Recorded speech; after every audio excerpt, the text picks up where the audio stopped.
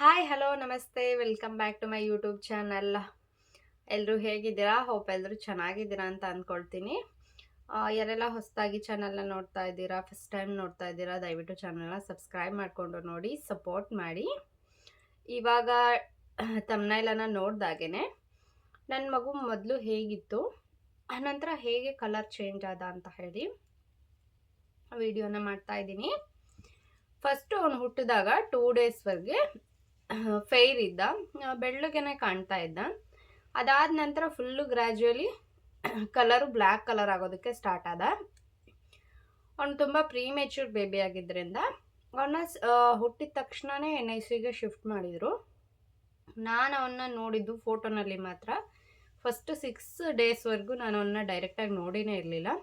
ನನಗೆ ಡಿಸ್ಚಾರ್ಜ್ ಆಗಿದ್ದ ನಂತರ ನಾನು ಹೋಗಿ ಹಾಸ್ಪಿಟಲ್ಗೆ, ಬೇರೆ ಹಾಸ್ಪಿಟಲ್ನ NICUನಲ್ಲಿ ಇದ್ದಿದ್ದವನು. ನನಗೆ ಡೆಲಿವರಿ ಆಗಿದ್ದು ಚಿನ್ಮಯ್ ಹಾಸ್ಪಿಟಲ್, ಅವನು NICUನಲ್ಲಿದ್ದು ಸಿದ್ಧಗಂಗಾ ಹಾಸ್ಪಿಟಲ್.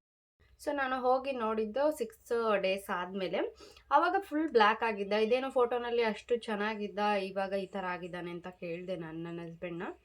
ಇಲ್ಲ, ಫಸ್ಟು 2-3 ಡೇಸ್ವರೆಗೂ ಫೇರಾಗೇ ಇದ್ದ, ಆನಂತರ ಈ ರೀತಿ ಕಲರ್ ಚೇಂಜ್ ಆಗಿದ್ದಾನೆ ಅಂತ ಹೇಳಿದ್ರು. ಆಮೇಲೆ ಕೂಡ ಒಂದು 15 ಡೇಸಿಗೆಲ್ಲ ಅವನಿಗೆ ಜಾಂಡೀಸ್ ಬಂತು. ಸೊ ಜಾಂಡೀಸ್ ಲೈಟ್ ಎಲ್ಲ ಹಾಕಿಡ್ತಾರಲ್ಲ, 1 ಡೇ ಜಾಂಡೀಸ್ ಇತ್ತು. 1 ಡೇ ಆ ಲೈಟ್ ಎಲ್ಲ ಹಾಕಿದ್ರು. ಅದಾದ ನಂತರ ಇನ್ನೂ ಬ್ಲ್ಯಾಕ್ ಆಗಿಬಿಟ್ಟ ಅವನು ಫುಲ್ಲು. ಅದಾದಮೇಲೆ ಅವನಿಗೆ ಫುಲ್ಲು ಥ್ರೂಔಟ್ 1.5 ಮಂತ್ಸ್ವರೆಗೂ NICUನಲ್ಲಿ ಇದ್ದಿದ್ದು. ಸೊ ಹೀಟಲ್ಲೇ ಇರಬೇಕಲ್ವ ಮಗು, ಇಷ್ಟು ಡಿಗ್ರಿ ಟೆಂಪ್ರೇಚರ್ನಲ್ಲೇ ಇಡಬೇಕು ಆ ಮಗು ಅಂತ ಇರುತ್ತೆ. ಆ ಥರ ಮಕ್ಕಳನ್ನೆಲ್ಲ ಒಂದು ನಾರ್ಮಲ್ ಅವರಿಗೆ ಟೆಂಪ್ರೇಚರ್ ಇರುತ್ತೆ ಅಷ್ಟೇ ಇರಬೇಕು. ಸೊ ಅವ್ನು ಮಲ್ಕೊಳ್ಳೋವಂಥ ಜಾಗ ಏನಿದೆ ಅಷ್ಟಕ್ಕೂ ಕೂಡ ಅಲ್ಲಿ ಅಷ್ಟು ಹೀಟ್ ಬರ್ತಾ ಇರುತ್ತೆ. ಸೊ ಅದರಿಂದ ಕೂಡ ಅವನು ತುಂಬಾ ಬ್ಲ್ಯಾಕ್ ಆಗಿಬಿಟ್ಟಿದ್ದ. ಸೊ ಮನೆಗೆ ಕರ್ಕೊಂಡು ಬಂದಮೇಲೆ ಯಾರೂ ಕೂಡ ವಿಸಿಟರ್ಸ್ ಇರಲಿಲ್ಲ, ಯಾರನ್ನೂ ಕೂಡ ಅಲೋ ಮಾಡ್ತಿರ್ಲಿಲ್ಲ ನಾವು.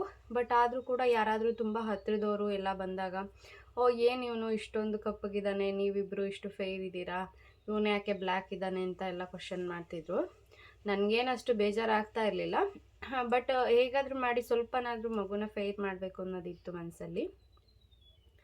ನಾನು ಸ್ನಾನನ ಮಾಡಿಸುವಾಗ ಏನು ಮಾಡ್ತಿದ್ದೆ ಅಂತಂದರೆ, ಮಗುವಿಗೆ ಸ್ನಾನನ ಮುಗಿಸಿದ ನಂತರ ಒಂದು ಕಡಲೆ ಹಿಟ್ಟು ಮತ್ತು ಹಾಲು, ಬರೀ ಕಡಲೆ ಹಿಟ್ಟಿಂದ ಸ್ನಾನನ ಮಾಡಿಸ್ಬೇಡಿ, ಬಾಡಿಗೆ ರಬ್ ಮಾಡಬೇಡಿ, ಯಾಕಂದರೆ ಫುಲ್ಲು ಡ್ರೈ ಆಗುತ್ತೆ ಕಡಲೆ ಹಿಟ್ಟಿಂದ. ಸೊ ಹಾಲನ್ನು ಸೇರಿಸಿ, ಅದಕ್ಕೆ ಕಡಲೆ ಹಿಟ್ಟು ಹಾಲನ್ನು ಚೆನ್ನಾಗಿ ಮಿಕ್ಸ್ ಮಾಡಿ, ಸೋಪನ್ನು ಎಲ್ಲ ಯೂಸ್ ಮಾಡಿದ ನಂತರ ಕಡಲೆ ಹಿಟ್ಟನ್ನು ಚೆನ್ನಾಗಿ ಬಾಡಿಗೆ ಅಪ್ಲೈ ಮಾಡಿಬಿಟ್ಟು ಒಂದು 2-3 ನಿಮಿಷದವರೆಗೂ ಬಾಡಿನಲ್ಲೇ ಇರೋ ಥರ ಮಾಡಿ, ಅದಾದ ನಂತರ ನೀರಲ್ಲಿ ತೊಳಿಬೇಕು. ಅದಾದಮೇಲೆ ಏನು ಮಾಡಬೇಕು,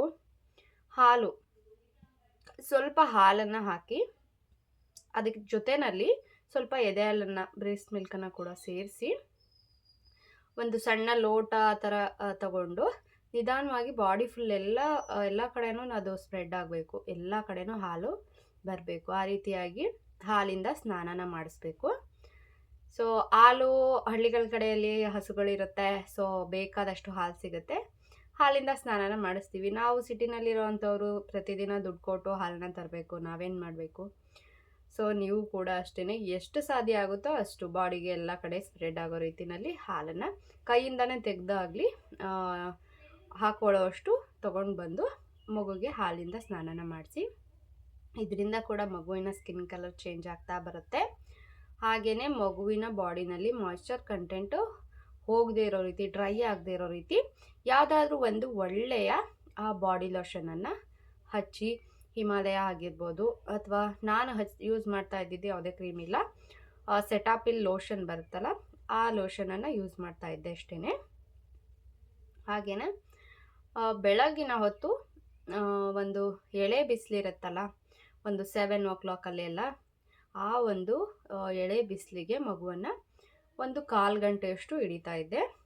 ಆಮೇಲೆ ಬಾಡಿ ಮಸಾಜ್ ಕೂಡ ತುಂಬಾ ಇಂಪಾರ್ಟೆಂಟು. ಒಂದು ಆಲಿವ್ ಆಯಿಲ್ನ ಯೂಸ್ ಮಾಡಿ ನಾನು ಬಾಡಿ ಮಸಾಜ್ನ ಮಾಡ್ತಾಯಿದ್ದೆ. ಮಗುವಿಗೆ ಎಲ್ಲ ಕಡೆ ಬ್ಲಡ್ ಸರ್ಕ್ಯುಲೇಷನ್ ಚೆನ್ನಾಗಿ ಆದಷ್ಟು ಮಗು ಗ್ಲೋ ಬರುತ್ತೆ. ಸೊ ಹಾಗಾಗಿ ಜೆಂಟಲಾಗಿ ಬಾಡಿ ಮಸಾಜನ್ನು ಮಾಡಬೇಕು.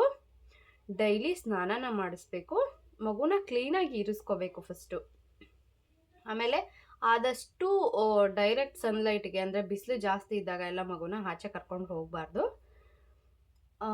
ಈ ರೀತಿಯಾಗಿ ನಾನು ಮಾಡಿದ್ದಂಥದ್ದು. ಎಗ್ ವೈಟು ಆ ರೀತಿ ಎಲ್ಲ ಯೂಸ್ ಮಾಡಬೇಡಿ, ಅದು ಒಳ್ಳೆಯದಲ್ಲ ಮಕ್ಕಳಿಗೆ. ಸೊ ಇದಿಷ್ಟೇ ಸಾಕಾಗುತ್ತೆ. ಅದು ಏನೇ ಇರ್ಬೋದು, ಬಟ್ ಮಗುವಿನ ಮೇಲಿನ ಯಾವ ಕಲರ್ ಇರುತ್ತೆ ಫೈನಲ್ ಆಗಿ ಅದೇನೇ ಬರುತ್ತೆ. ನಾವು ಅದನ್ನಂತೂ ಕಂಪ್ಲೀಟಾಗಿ ಚೇಂಜ್ ಮಾಡೋಕ್ಕಾಗೋದಿಲ್ಲ. ಕೆಲವೊಂದು ಮಕ್ಕಳು ಅವರ ತಂದೆ ತಾಯಿ ತಾತ ಅಜ್ಜಿ ಯಾವ ಕಲರ್ ಇರ್ತಾರೆ ಅದೇ ಕಲರ್ ಮಗುವಿಗೆ ಬಂದಿರುತ್ತೆ. ಅದನ್ನು ನಾವು ಬದಲಾಯಿಸೋದಕ್ಕಂತೂ ಸಾಧ್ಯನೇ ಇಲ್ಲ. ನಮ್ಮ ಕೈಲಿ ಎಷ್ಟಾಗುತ್ತೆ ಅಷ್ಟು ಪ್ರಯತ್ನವನ್ನು ಮಾಡ್ಬೋದು ಅಷ್ಟೇ. ತುಂಬ ಫೋರ್ಸ್ಫುಲಿ ಡರ್ಮಟಾಲಜಿಸ್ಟ್ ಹತ್ರ ಎಲ್ಲ ಹೋಗಿ, ಸ್ಕಿನ್ ಡಾಕ್ಟರ್ಸ್ ಹತ್ರ ಸೋಪ್ಸ್ ಎಲ್ಲ ತೊಗೊಂಡು, ಲೋಷನ್ಸ್ ಎಲ್ಲ ತೊಗೊಂಡು ಬಂದು ಹಚ್ಚಿದ್ರೂ ಕೂಡ ಮಗು ಬೆಳ್ಳಗಾಗೋದಿಲ್ಲ ಕೆಲವೊಂದು ಸಾರಿ. Thanks for watching. ಇದೇ ರೀತಿಯಾದಂಥ ವೀಡಿಯೋಸ್ಗಾಗಿ ನನ್ನ ಚಾನಲನ್ನು ಸಬ್ಸ್ಕ್ರೈಬ್ ಮಾಡ್ಕೊಳ್ಳಿ.